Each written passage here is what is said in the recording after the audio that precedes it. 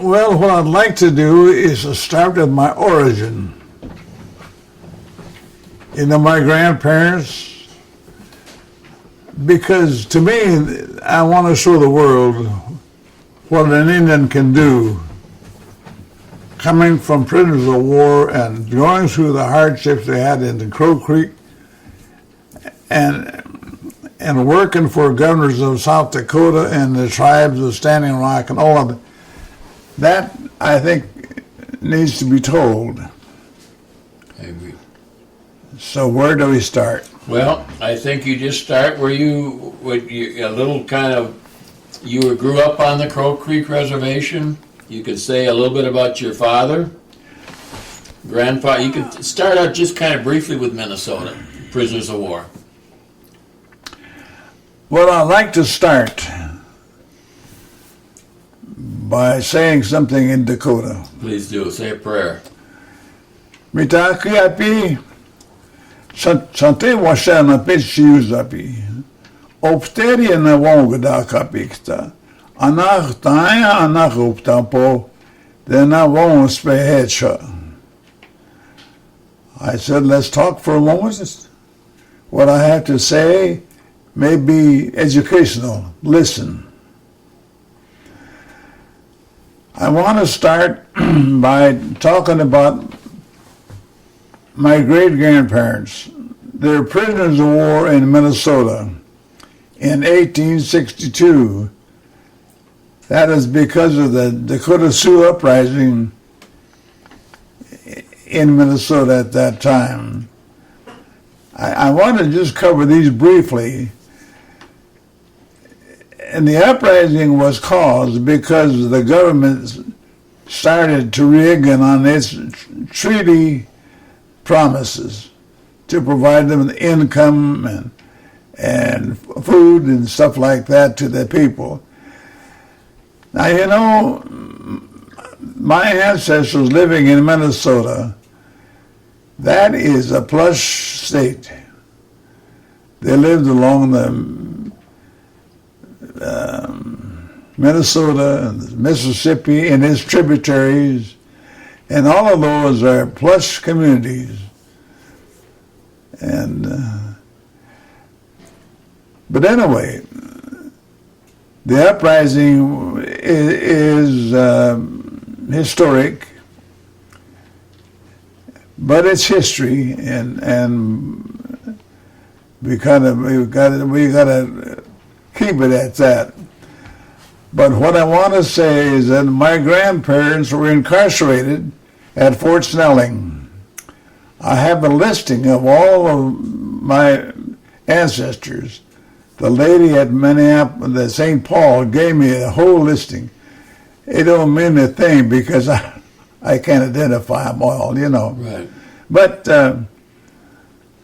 not to make a long story short, the governor of Minnesota, I think the governor's name was Ramsey at that time, right. He wanted all Indians out of the state of Minnesota. And of course, you introduced me to a man from Canada. What's his name? But anyway, they incarcerated him in 1862 in very unsanitary conditions, and so then the governor realized we got to do something with these people. So they planned to get them to South Dakota, and so in 1863 they got I think it was 1,300 of my ancestors. My grandfather, Sinkpay, and Pawakudia. Sinkpay is muskrat. Pawakudia means bowhead. And our leader was Wanagiska, white ghost.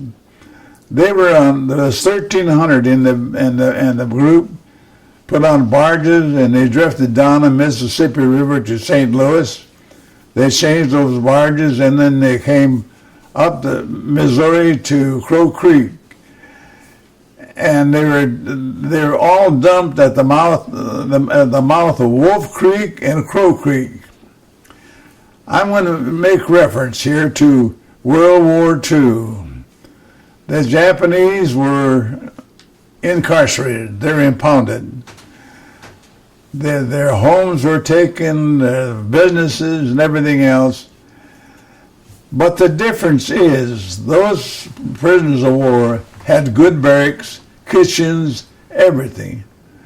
My people were dumped just on bare ground, and that was hard. And so but they withstood it. And there's the Missouri provided a big island there. I can't remember, I call it De Sartelles Island. And I was born, there's a pointed bank there at the mouth of Wolf Creek. I was born about 100 yards northwest of that point. And that was at that time there was no doctors, no hospitals, no nurses. I was delivered by a midwife. But those Indian ladies were good. And to make a long story short, I was the smallest baby born in my family. And I'm still here. It's amazing. And but life was hard, and that's why I always tell people, I know what hardship is. You know, at that time, things were hard to get. Shoes, you had leather soles, but the leather wears out. And so when they wear out, of course, you got to put something in there and be careful you step on cactus or something. So you either put a cardboard in or a piece of leather, something. And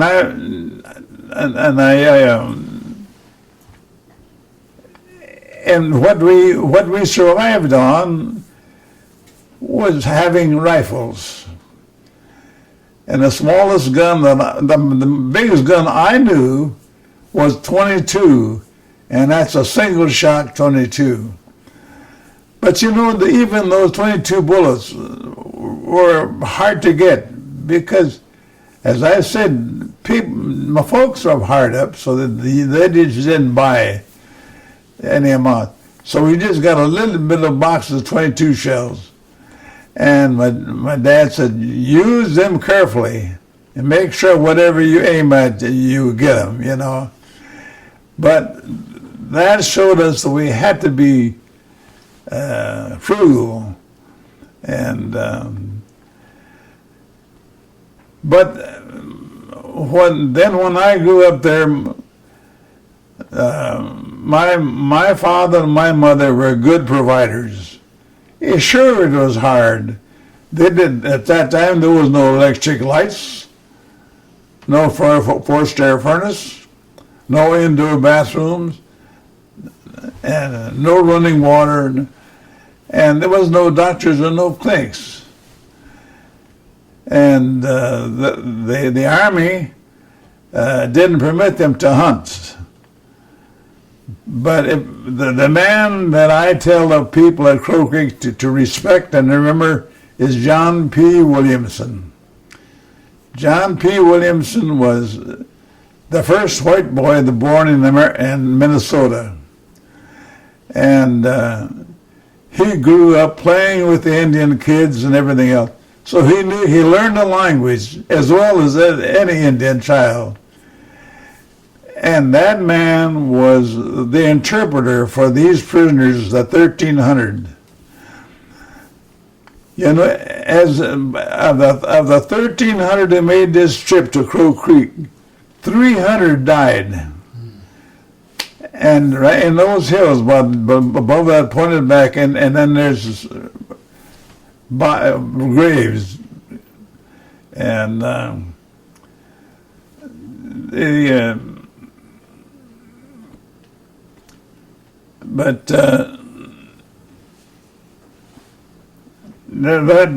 those hardships they withstood. And finally, John P. Williamson convinced the Indian Army officer in charge of Fort Thompson to permit the Dakotas to hunt.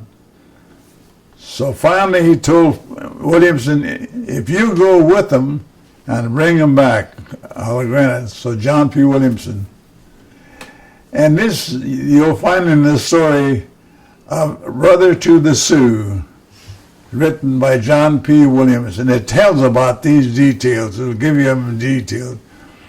And of course the book is out of print, but certainly in big libraries you might find that book. Now, from that, while we were living there, my dad,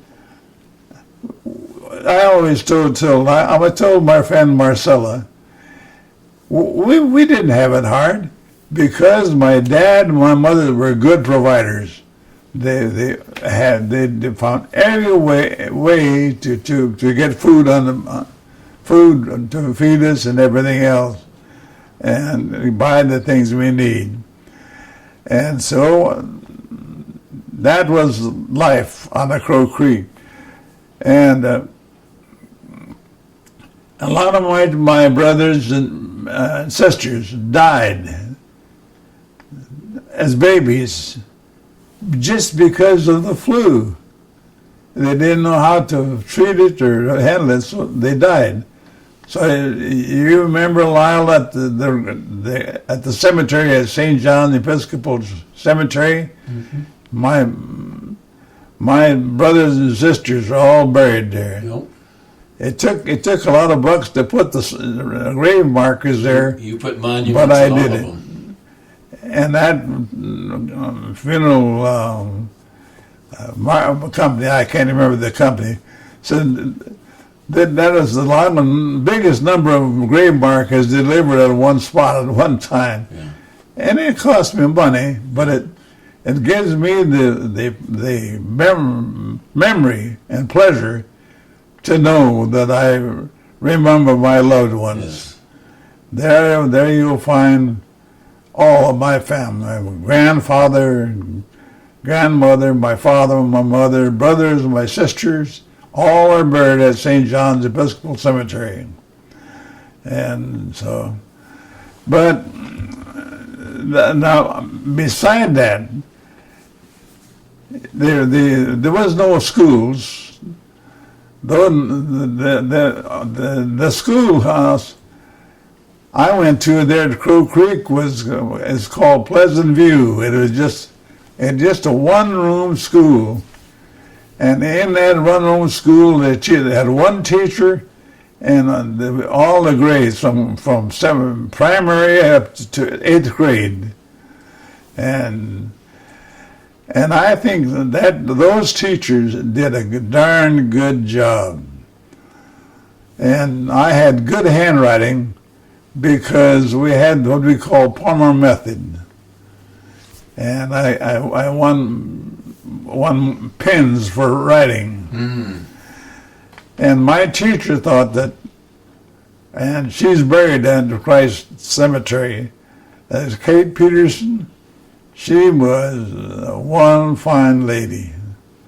But when I finished 8th grade, now where was I going to go to high school? There was no high school at Crow Creek. So my father arranged and found that enrolled me in Flandre Indian School. At that time it was called a Flandre Indian Vocational High School. And so I went there for 4 years, from 31 to 35. And we went to school half a day, and the other half a day we learned a trade. And I learned to be a carpenter. Mm. And that helped me in my later life. Sure. You know, when I was in my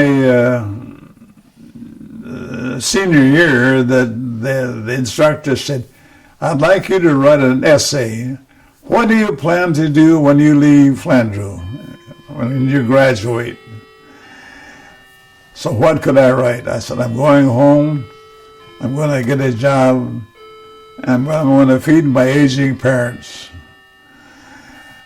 But the fact is, if they told me in 30 years from now, you'll be working for the governors of South Dakota, I was going to say, that's a dream. Right. But it's exactly what happened. And I graduated in 35, and in 65 I was working for the governors of South Dakota. Now get back to the order. So then what I did was, see, that was during the drought when I was in high school. And it was, everybody was poor, whether it was an Indian or a white farmer, a rancher, whatever it is. They were all poor. And FDR implemented the alphabetical programs, WPA, ECW, CCCID, and all of those programs to give people time to earn some money to make their needs of the family. And when I came back from Flandreau, that's what I went into. I came back and I started working with, I think it's, ECW, Emergency Conservation Work. And right east of that Crow Creek Dam, you go up about a quarter of a mile, that valley comes there. There's a high, we built that with dump wagons and horses. Wow. And as I say, everybody went there because they could get paid. And it was tough for everybody. And but I put that on film for the State Historical Society. They can't find that film. And so they done me to join the State Historical Society. If you find my film, I'll pay my dues. But they haven't answered. But anyway, after that, the alphabetical programs, you know, when I got done, we didn't get paid much to work on those programs. But when we get done, I sign my check and give it to my father and tell him, you go and get us what we need. And Dad would do that. And it was hard because it's not like this. And the only place we had was Chamberlain. So he'd go by team and wagon down there and get whatever we need. And we made that. And in my telling about this alphabetical program, I drove a 4-horse team. You must remember, I'm just a big kid is all, you know. And took care of 4 horses. I slept in a small wall tent. And talking about inner spring mattresses, all I had to lay on was some quilts folded, and that was my bed in there. And I took care of those 4 horses, harnessed them up, and hooked them onto dump wagons. And at that time they started making the big equipment, but those big equipment for things were to move dirt. And so I tell this story because the 2 horses in the center is, you'll see in my stories, 2 gray horses.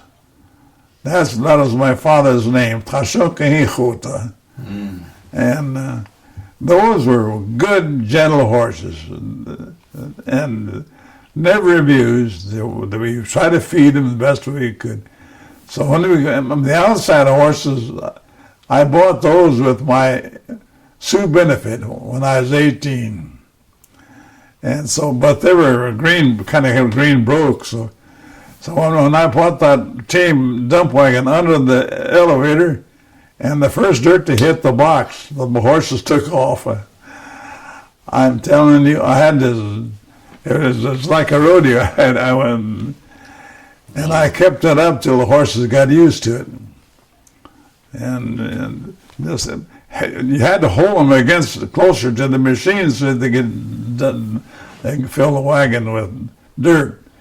And that dam is still there. If anybody would ever, it's called the Knipling Dam. It's east of Fort Thompson. Oh. And it's about maybe 4 or 5 miles east. Yeah, about 5 miles. And I understand it's still there. So you built it pretty well. What? You built it pretty well. Yeah, it's called the Knipling Dam. And the guy that ranched there, his name was Frank Knipling. And Frank Knipling, of course, was one of the bosses of these alphabetical programs. But when those got done, the Indian agent told us, you young guys, if you want jobs at this agency, you're going to have to go to the Civilian Conservation Corps camp. So we agreed. And there was all of us, young fellows, we went into this CCC camp, Civilian Conservation Corps camp. And I was sent to Farm Island. That was a Civilian Conservation Corps camp. And that was in 1937. And my training was the carpentry in Flandreau. So I went with the carpentry program, and I helped build the Isaac Walt League building on Farm Island. That was a beautiful building, and it's made of pines, had 3 fireplaces, and the rafters were pine, round pines, and those bird mouth cuts. I guess I had the nerve, so I sit on top there, and I was the one that made those bird mouth cuts. Wow. And I've got pictures of those, and if the Isaac Walt League building would like, they could research. They'll verify what I said. And but then after that, why, I went back to Crow Creek. Then I got a job at the agency. And it was in maintenance, and helped with Fort Thompson was a kind of a flourishing community. It was the Indian agency facilities that were there. There was a hospital, there was a high school, there was a grade school, and there was a big Episcopal center there. And it was just a flourishing community. And the reason for that is the government workers housed there. There's they call them the square kids. There's a kind of a square where they had, and that was fenced in so they protect them, And it really flourished. And now going over these years, and then along come the war, World War II. And by that time I was working at the hospital. I'm a jack of all trades. I managed the furnace. I was a janitor. I even helped in operations. No training. The doctor told me exactly what to do, and that's what I did. But then come the war, so then we were drafted. But in the meantime, I lost my father when I was in the hospital. Mm-hmm. That was a low blow. I thought that was the end of the world for me, because I just couldn't take it, lose my father.